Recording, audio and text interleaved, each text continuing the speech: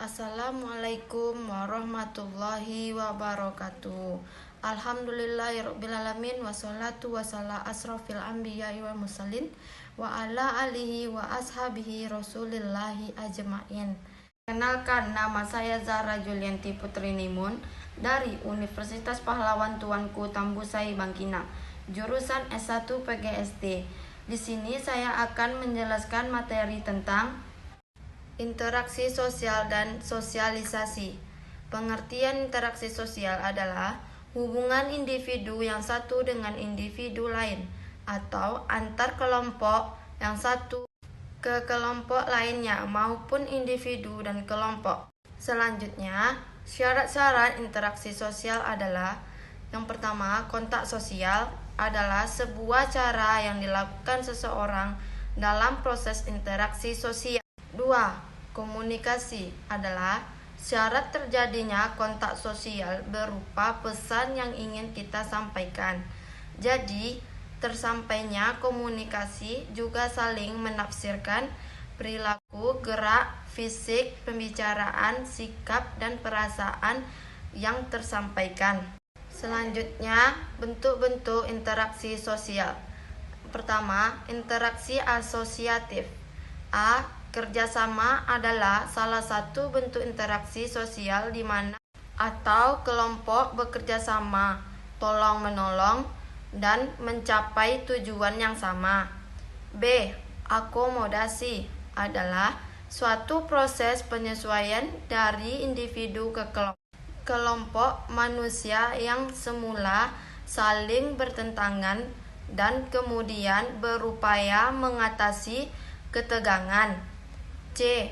Akulturasi adalah penerimaan unsur-unsur untuk menjadi suatu kebudayaan baru tanpa menghilangkan unsur lama. D. Asimilasi adalah usaha untuk perbedaan antara individu atau antar kelompok guna mencapai suatu kesepakatan berdasarkan kepentingan dan tujuan bersama. Selanjutnya, interaksi disosiatif. A. Kompetisi adalah interaksi sosial di mana orang atau kelompok berlomba mencapai tujuan yang sama dengan persaingan yang sportif. B. Kontravensi adalah bentuk interaksi sosial berupa sikap menerang dengan tersembunyi agar tidak adanya perselisihan atau dampak terbuka. C. Konflik sosial adalah pertikaian terjadi karena adanya perbedaan pemahaman dan kepentingan antar individu. Sosialisasi adalah sebuah proses penanaman kebiasaan yang di dalamnya terdapat nilai dan norma dari suatu generasi ke generasi lainnya. Sosialisasi mencakup pemeriksaan mengenai lingkungan kultural sosial dari masyarakat yang bersangkutan. Sosialisasi mencakup interaksi sosial dan tingkah laku sosial, sehingga sosialisasi merupakan mata rantai yang penting di antara sistem sosial.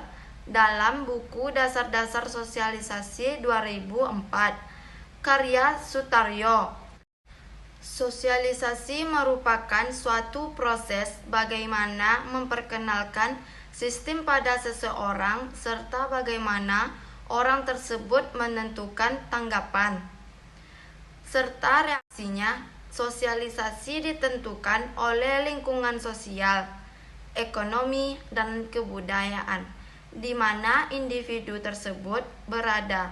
Selain itu, sosialisasi juga ditentukan dari interaksi pengalaman serta kepribadiannya. Selanjutnya, proses sosialisasi. Perbentukan kepribadian manusia melalui proses sosialisasi meliputi: yang pertama, internalisasi, nilai-nilai proses penanaman nilai moral sosial. Yang kedua, enkulturasi, proses pengembangan dari nilai-nilai budaya yang sudah tertanam. Terdapat dua macam sosialisasi di tengah masyarakat, yaitu Pertama, sosialisasi primer adalah proses sosialisasi yang paling aurat dari seseorang individu sebelum masuk ke dalam bagian masyarakat.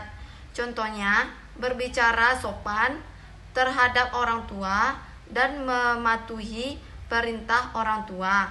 Yang kedua, sosialisasi sekunder, yaitu proses sosialisasi yang berlangsung di luar lingkungan sekolah.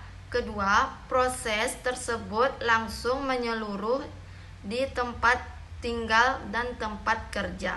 Selanjutnya, syarat terjadinya sosialisasi melalui sosialisasi masyarakat mampu berpartisipasi dalam kepentingan kehidupan dan menciptakan generasi selanjutnya. Terdapat beberapa faktor terjadi sosialisasi di antaranya. Yang pertama, apa yang disosialisasikan merupakan informasi yang akan diberikan kepada masyarakat berupa nilai, norma, dan peran. Yang kedua, bagaimana cara mensosialisasikan melibatkan proses pembelajaran. Selanjutnya, fungsi sosialisasi. Fungsi umum adalah sosialisasi dapat dilihat dari dua sudut pandang, yaitu yang pertama, sudut pandang individu sosialisasi berfungsi sebagai sarana pengenalan, pengakuan, dan penyesuaian diri terhadap nilai-nilai, norma, dan struktur sosial. Yang kedua, kepentingan masyarakat sosialisasi berfungsi sebagai sarana pelestarian, penyebaran luas, dan pewarisan nilai-nilai serta norma sosial. Selanjutnya, sosialisasi. Yang pertama, setiap orang dapat hidup dengan baik di tengah-tengah masyarakat jika menghayati nilai dan norma dalam kehidupan. Yang kedua, setiap orang dapat menyesuaikan tingkah lakunya dengan harapan masyarakat yang memiliki budaya. Yang ketiga, setiap orang dapat menyadari keberadaan dalam masyarakat sehingga individu tersebut mampu berperan aktif dan positif dalam kehidupan sehari-hari.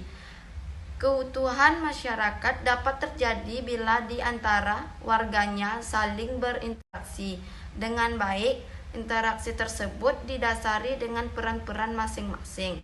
Baiklah, itu yang bisa saya sampaikan. Lebih dan kurang saya mohon maaf. Wabillahi taufik wa hidayah. Wassalamualaikum warahmatullahi wabarakatuh.